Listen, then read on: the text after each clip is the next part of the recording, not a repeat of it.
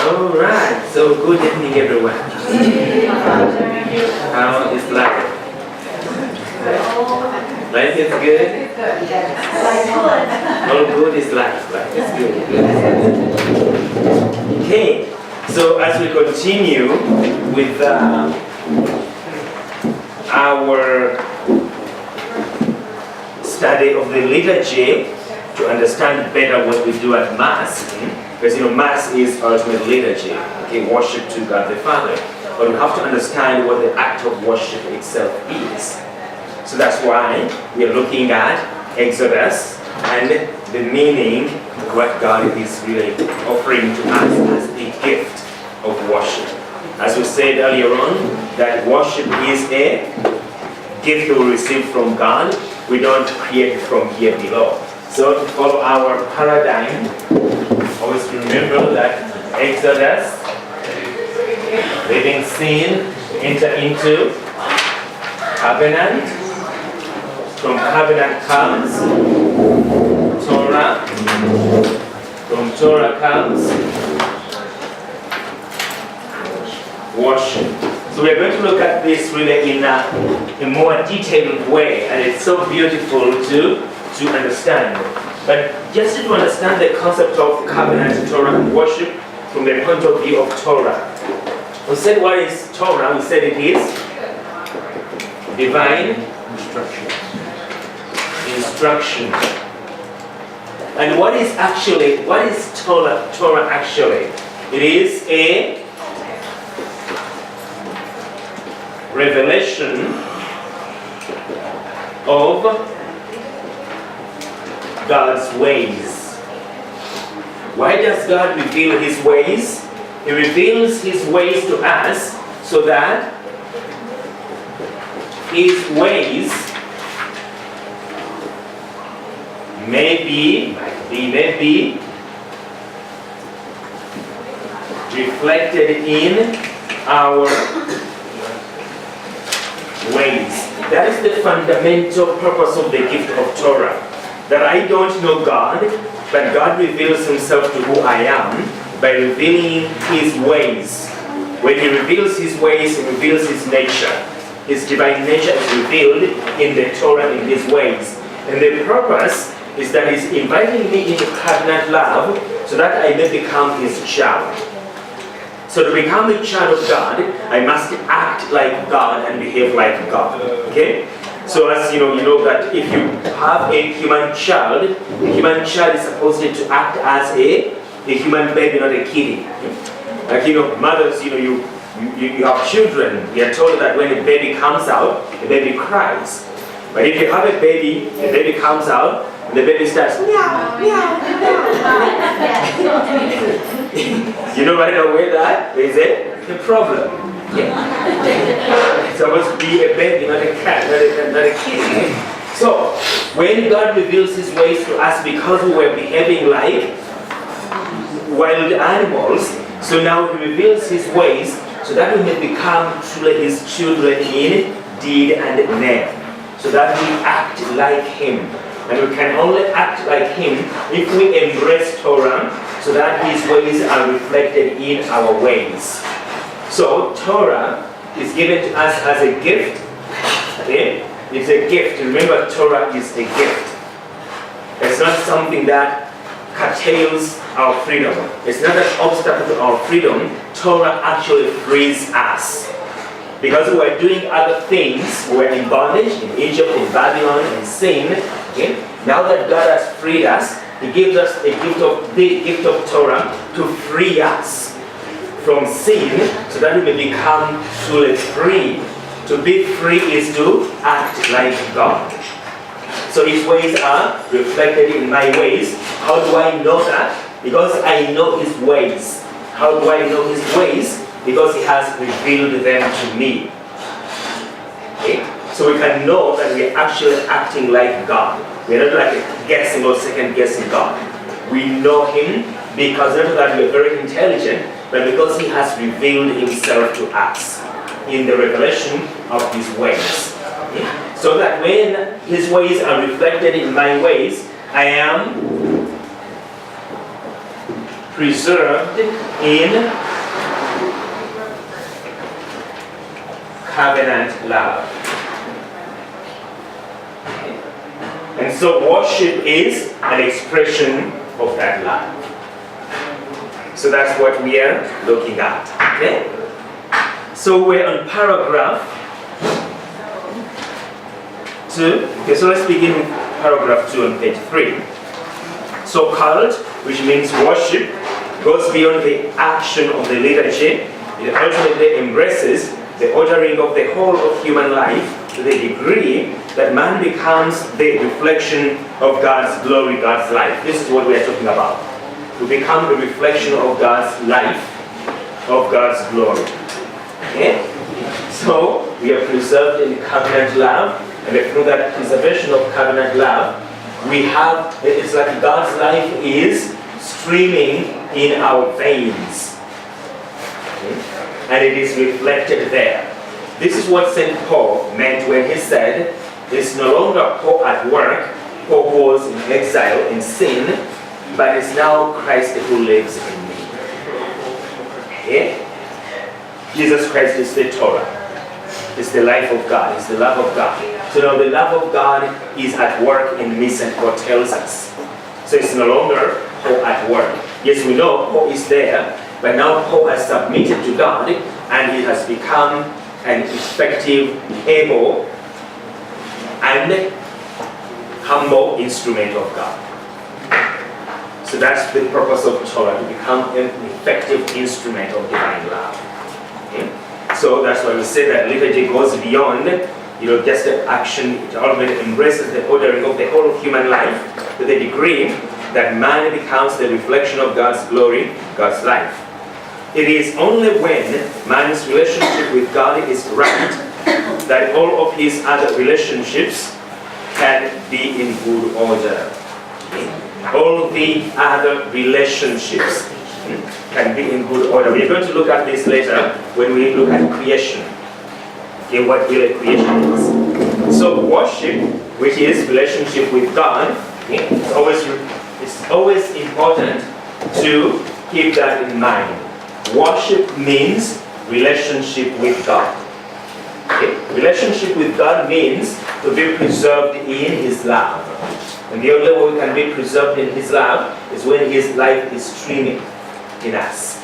Okay? When His life lives in us. So, worship, relationship with God is essential for the right kind of human existence in the world. The right kind of human existence. We can't live anyhow, any way we want. There is a right way to live life. And there are not right ways to live life. There is the right way to live life. That's why Jesus Christ doesn't say, I am the ways. Okay? He says, I am the way. So there is a right way to live life. Today we have this tendency of saying, don't judge anyone. Let them live their life any way they want. It's between them and their God. It can't be between me and my God if my way of life is contrary to God. Okay? We know the way of God. Now, is it easy? No. It's not easy. Okay, that's what we wrestle with. But that it is difficult doesn't mean that I have to try to change it. Because I can't. Okay? I just have to ask God for the help which He's willing to offer that I may live it. So remember the other week we talked about somebody who said, we don't have all the answers. Okay? Referring to the difficulty of living the truth. We have all the answers because we have truth. Now there is difficulty in living it, let's address that. Okay? But not change the truth or pretend that we don't know the answers because the answer is difficult for me to live. Therefore, I have to pretend that it's not there. Or if it is there, I have to twist it so that it becomes agreeable to me and to those around me. In other words, the way of the cross is difficult, so let's devise other ways. We can call them ways of the cross, but not the other one. We can live like that. So, it's essential for the right kind of human existence in the world, worship. So, It is so precisely because it reaches beyond everyday life. Worship gives us a share in heaven's mode of existence, in the world of God, and allows light to fall from that divine world into ours. This is what we are explaining here. This is the light of God. Okay? The light of God, okay? The revelation of His ways, which are supposed to be embraced by me so that they may be reflected in my life. That is the light of God beaming into my life. Without that light coming to me, I keep wallowing in the dark. I have no sense of direction. That light has to lead me. We have that paradigm in the Exodus. What happened during the day? Something came between the Hebrews and the Egyptians. What happened that night? A pillar of fire led them. Because in the desert, it's like a sea of sand. Then now there are, tracks, roads in the desert. But then, there were no roads. So it's like you are in the midst of sand. The Sinai desert is not like the Las Vegas desert, like this Mojave. Here we have some life. Over there you go to a section of the desert where there is no life at all. It's pure sand and lifelessness. So when you stand there, you have no sense of direction. Remember, they didn't have GPS. So you have no sense of direction. So God has to lead by His light where He wants you to go. You have to follow God. So that is the sense of our journey along the way of the cross. We have no sense of direction except the direction Jesus points out to us. I am the way, and I point it out and you follow. So if we try to lead God, we are moving in the wrong way, because I cannot lead God and arrive at God.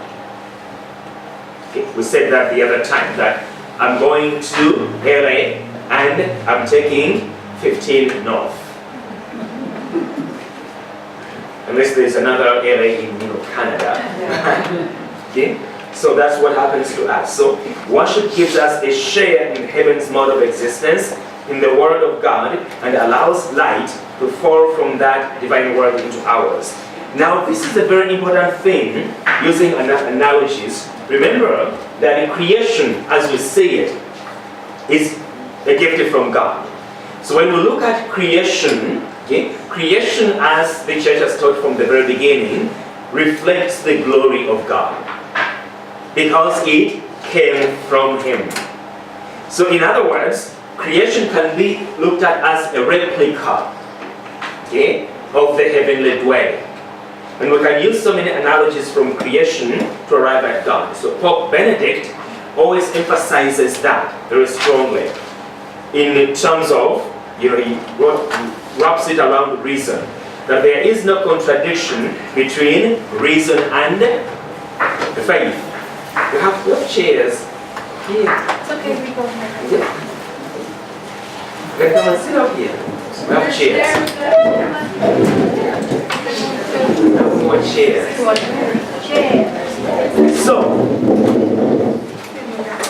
So when we look at the light of God, don't be shy. Come over here. Catholics don't want to sit at the front. That's how you do it. They sit at the back. Sometimes the church can be empty, but when people come, they always sit in the back. So, Sorry, Father.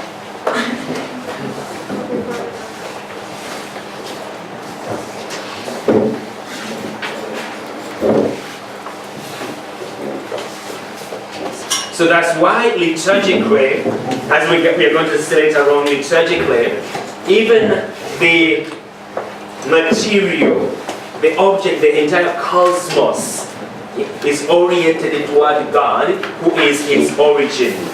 Okay, so when you look at like the sun, let us take the example of that picture. Okay, the sun rises from the east. So in the Psalms, I think it's Psalm 92. Okay? So you have basically the rising sun. So Jesus Christ is the rising sun, the light of God coming to meet humanity. And when Christ comes to meet us, he leads us to God. Hence, the liturgy, until after Vatican II, for reasons we are going to see later on, the liturgy was always oriented toward the east.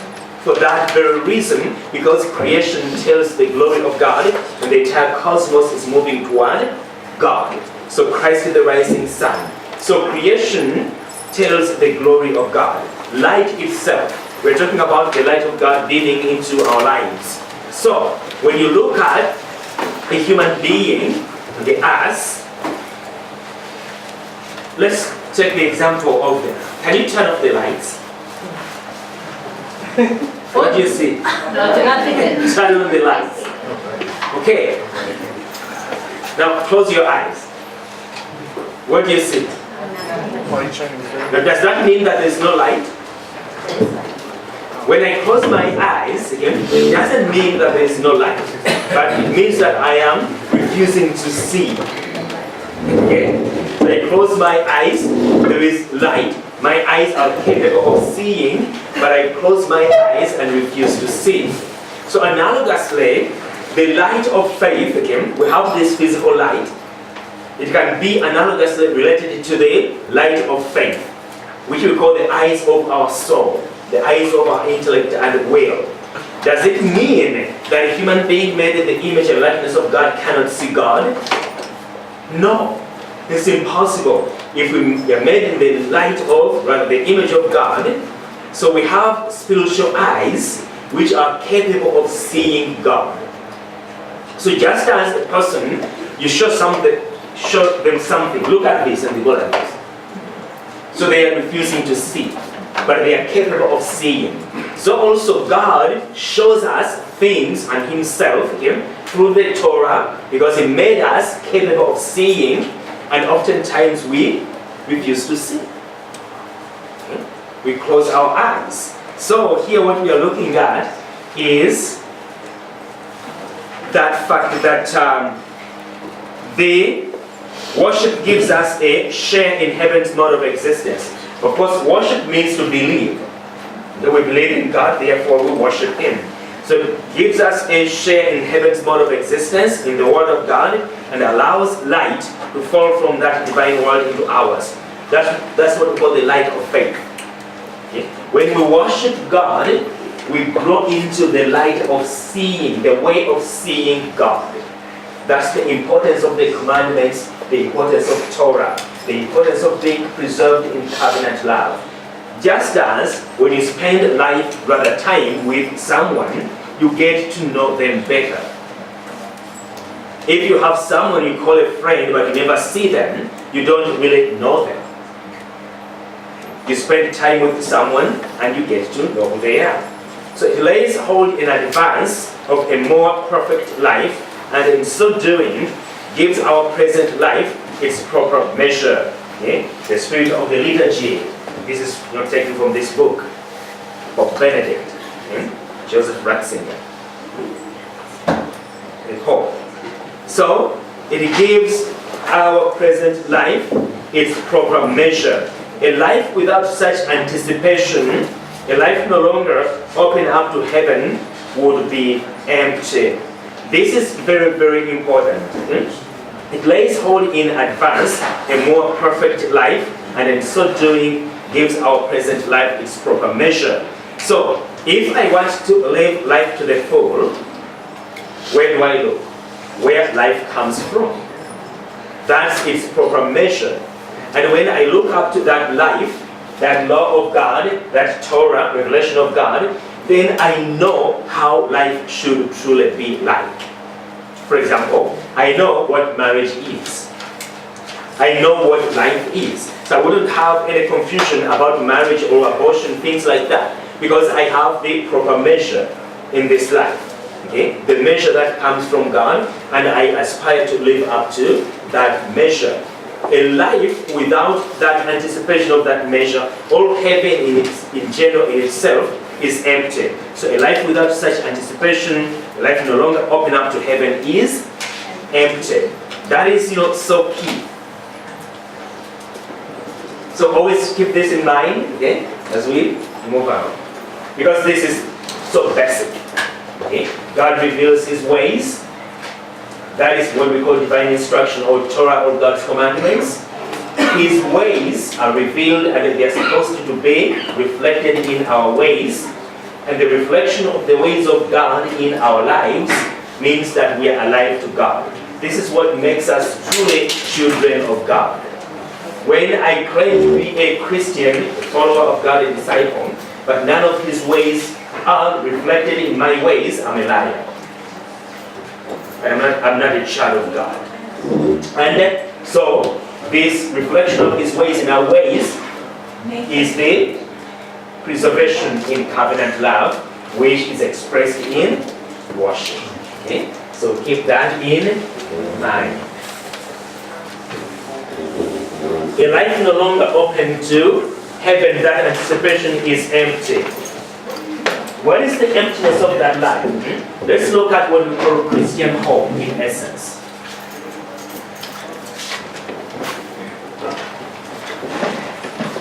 What is Christian hope?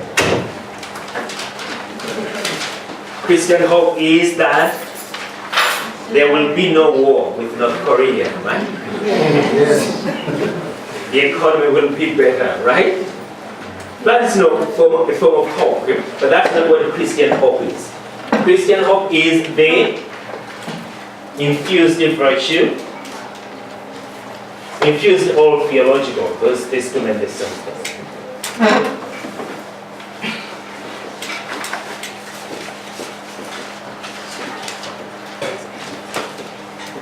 By which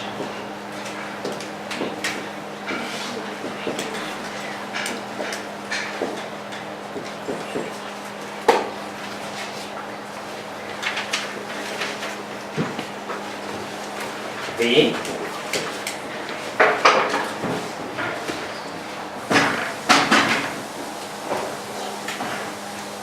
kingdom of God, kingdom of heaven, and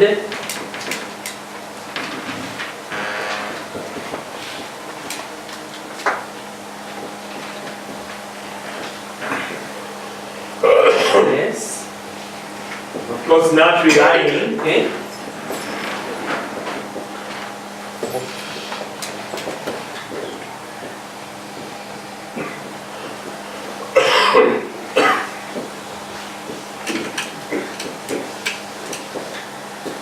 The grace or promise of God, because that promise is true. Okay, it's based on truth. So basically, that is what Christian hope is. It is so key. This word is the key, okay, to understanding your Christian hope.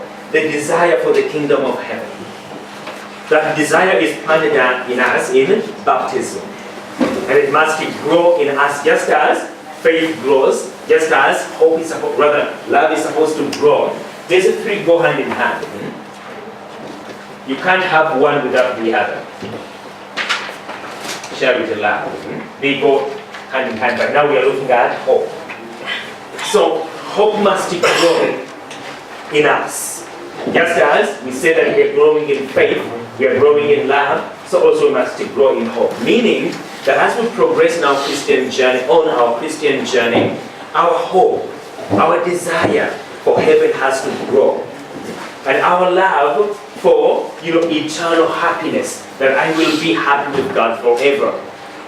Unfortunately, in many of us, hope doesn't grow that much. And basically it drives all the others, back. Okay?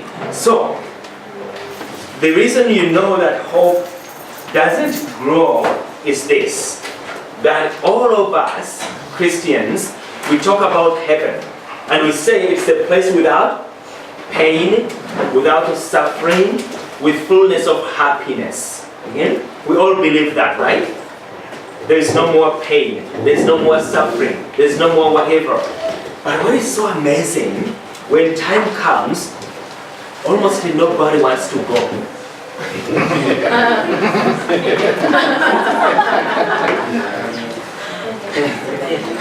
No one wants to go. And then you ask why? Because hope is not growing. We don't want to. Very few people want to go. I'm ready to go. But most of us, when that time comes, some of us even get so mad at God when someone we love goes. And say, God killed my wife. That's what some people say. God killed my children, he came with a knife. Okay? So I'm mad at him, I no longer go to church. But then they say, oh heaven, oh they're in a better place. Okay, if they're in a better place, why are you complaining? So this is the thing what the Pope is saying here. Okay? A life without such anticipation, a life no longer open to heaven would be empty.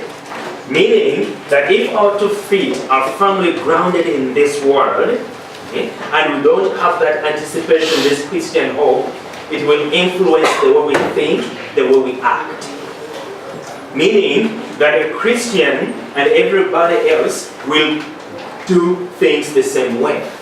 A Christian who has this anticipation will handle social life differently, will handle political life differently, will handle moral, spiritual life differently. Because everything I do, if I have this kind of hope, is guided by this hope. Okay? That I'm here, but it is an exodus. Remember we said that the word exodus is more meaningful than pilgrimage. We are not on a pilgrimage, we are on an exodus. When the Hebrews left Egypt, they didn't go back. Usually in the US here we say that the pilgrims came from Europe. Okay, they were not pilgrims, they never went back. When you go on a pilgrimage, you come back home. But this is an exodus, you are leaving sin, you are going, there's no coming back. So when you leave sin, you move on, okay, you go ahead. So it's an exodus.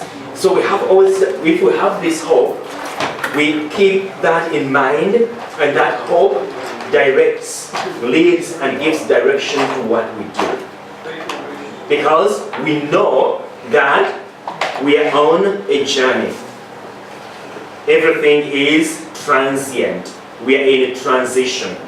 But if that hope is not growing, I easily forget that. How many times do we really think of death? Sometimes people advanced in years do. Okay? That's why you see some people who never even went to church when they grow old, they start coming. But some don't. Okay? But young people, I'll think about it, when I get older. Look at these 17 kids, none of them got home. Those were shot in school. So always we have that tendency of thinking that, I'll think about it. I remember one time there was a priest who came from India, and they gave us a retreat somewhere. It was really a good retreat. And they gave us things we need to do as priests in the here and now to save ourselves and to save other people.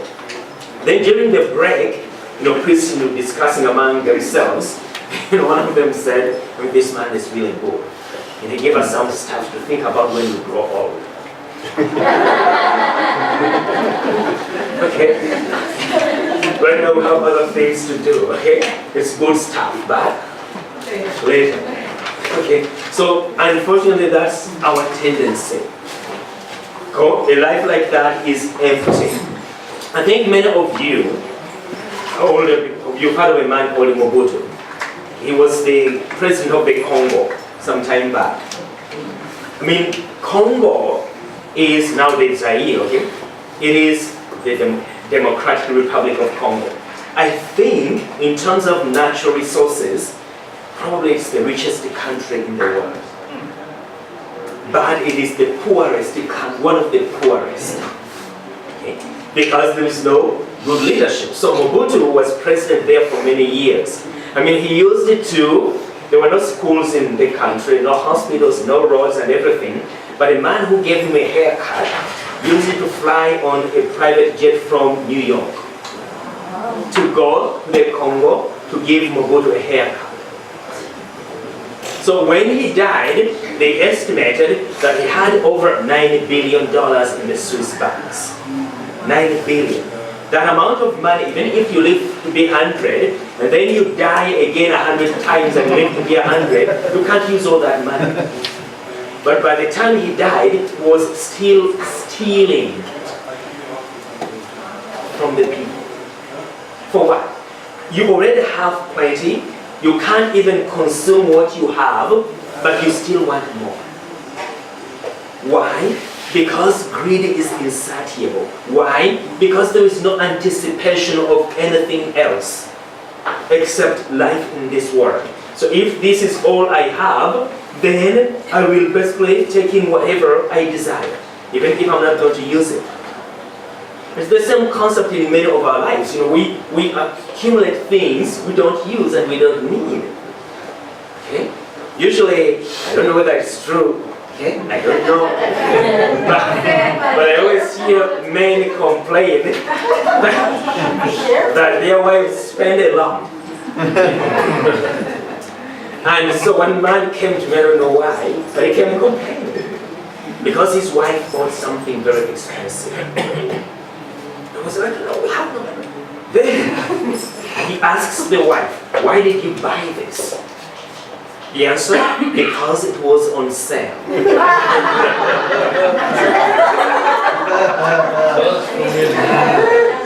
Not that I need it, but because it was on sale. Yes. But we have to be a little bit wiser. There's nothing on sale. Like if I have this piece of paper and it's worth $5, so I say it's then $10 and then 50% off. So I give my $5. That's what they do. Okay? That's what they do, but we fall for the lie. It's on sale. Nothing is on sale. They're getting their money. They just know the trick. Okay? If it is $5, you say 15, you say 75% off.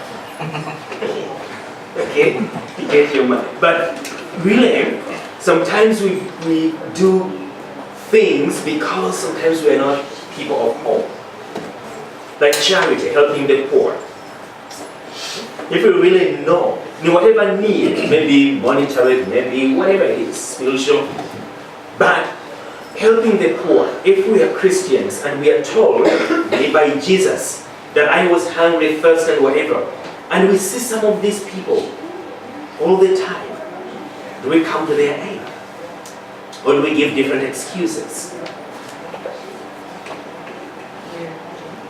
Either they are drug addicts, they are illegals, they are whatever, you know. Okay? Those are such excuses. One time we were in class, and one man was asking, a lady asked me, Father, are there aliens? Are there aliens? Yes. Where?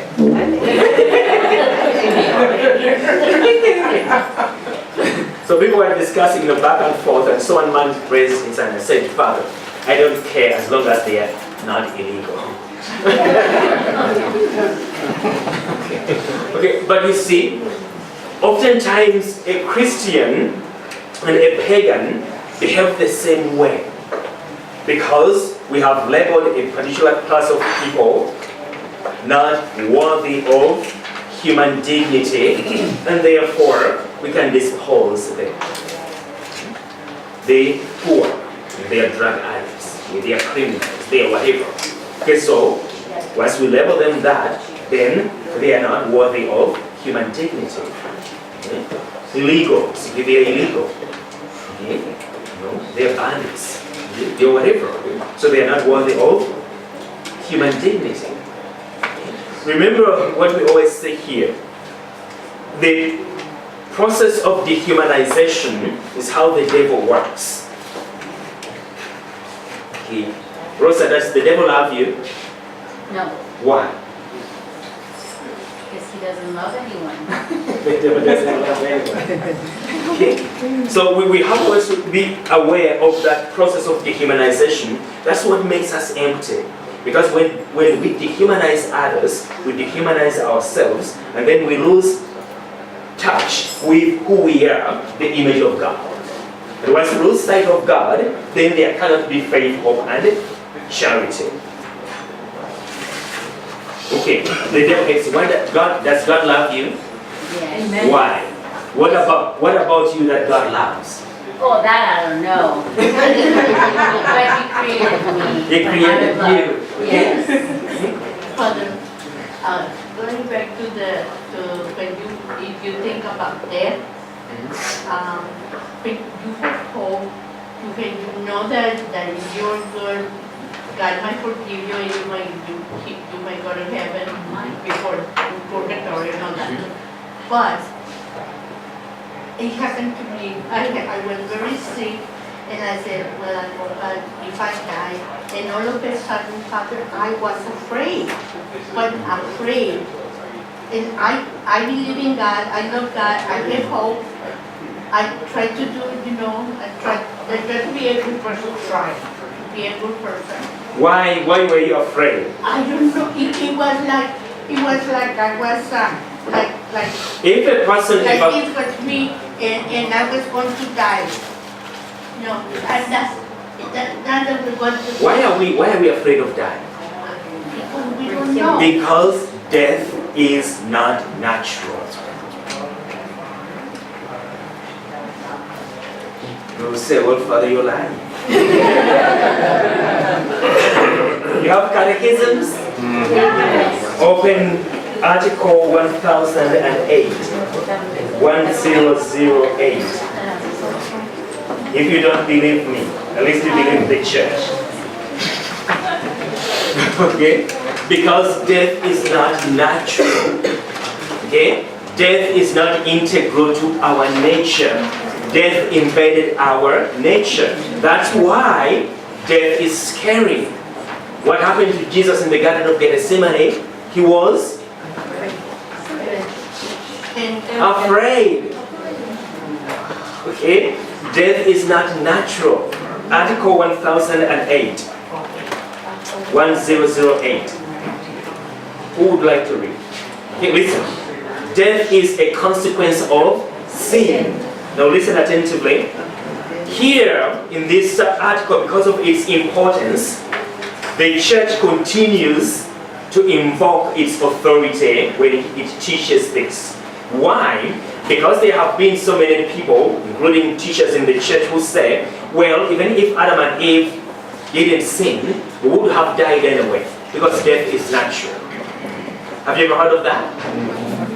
Okay? Well, we would have died anyway because death is natural. That's nonsense. It's contrary to church teaching. So that's why the church here invokes her authority again.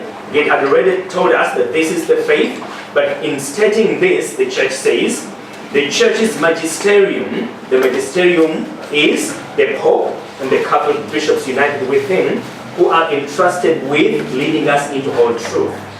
Okay? They're the teachers, the culture of the apostles. So God gave them a charism when they're teaching together to teach infallibly, to lead us into all truth. Okay? So that's why they invoke that authority. So the church's magisterium, as authentic interpreter of the affirmations of scripture and the tradition, teaches that death entered the world on account of man's sin. Okay, listen. Even though man's nature is mortal, God had destined him not to die. So death is not natural. God had destined us not to die. You know, listen. Death was therefore contrary to the plans of God the Creator and entered the world as a consequence of sin. Okay, we continue. Bodily death, from which man would have been immune had he not sinned. Let's repeat that. Bodily death, because sometimes we talk about spiritual moral death. But the church is clear here. Okay? Bodily death, from which man would have been immune had he not sinned, is thus the last enemy of man left to be conquered. And then it continues. Okay? So death is not natural, that's why it instills fear. And no one dies twice. So we may see other people dying and we say, I'm used to death. No, you're not, because it's not you died. So when it comes to us, death instills fear because it's not natural. It's contrary to our nature. Okay? But we know that for us, we are not afraid of death as pagans are, because we have a paradigm. We have basically like a pattern, okay, to look at. That Jesus Christ died, as we always say, if all Jesus did were to die, we wouldn't be here. Because I can die, you can die. There's nothing special about dying after sin. But he rose from the dead. So we know that yes, there's that dark tunnel of death. But we know that you traverse that tunnel, and at the end of it there is the resurrection. So that's the hope that basically makes death possible for us. Because we have hope, and our hope is sure because it's based on the resurrection of Christ. Okay? Okay, so that's it. What were you looking at before death? We're going to look at something. Right? Okay, so basically what we're going to look at here, we're talking about the emptiness of life. The emptiness of life without God. So greed is insatiable. We can't fill life with things, with people, with whatever, because we were not created for another human being or material creation. We were created for God. And nothing can fill that void except God. If there is no God and we try to fill that void with many other things, it's like a bottomless abyss. Nothing holds. Until the bottom is sealed with the grace or by the life of the Holy Spirit. Then it begins to fill up. So without God, there is total emptiness. And we see that everywhere, all around us. You may have people who have power, they have money, but they are miserable. So things per se in themselves, not that they are bad, but in themselves, if we have a disorderly attachment to them, without hope, charity, and faith, they can't satisfy us, no matter what we have. Humanity has tried it from the very beginning. It hasn't worked. It doesn't work. It will never work. Until we discover that our life lies in God. Our happiness, our fullness of life. So that's why it's important to ask God every day that we grow in hope, in that desire for the kingdom, because it gives direction to what we do. A person of hope cannot act anyhow. Because we know that there is a way to fullness of happiness. Okay? And hope makes me follow, or at least to try my best to walk that way. Because I know that, yes, there is a reward. Okay? There is a goal. And to reach the goal, I have to walk in this direction. But without hope of heaven, of this happiness, then anything goes. Okay. So, we realize that man himself cannot simply make worship. So worship is not made up. As we saw, Exodus, covenant, Torah, and worship. Worship is revealed to us. Worship is a gift given to us. That's why we see the church going to great length to tell us how to worship. Okay? How to offer worship to God. Because it's not something we make up. It is a gift we receive from Him. If God does not reveal Himself, man is wallowing in empty space. Moses says to Pharaoh, we go back to our Exodus story, we do not know with what we must serve the Lord. In other words, Moses cannot compromise truth. Moses cannot compromise Torah. Moses cannot compromise divine instruction. Why? Because divine instruction is our life. Divine instruction is what delivers us from sin. The truth will set you free, which is the word of God, which is the way of God.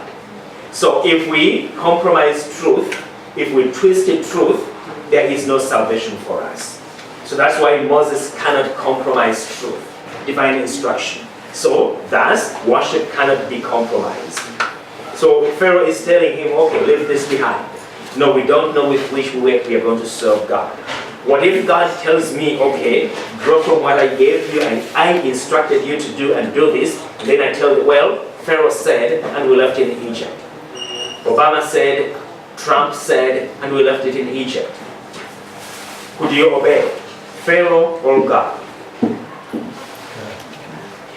So remember, our, for example, political leanings, even supposedly good people, we lose sight of our faith, our hope when it comes to political things.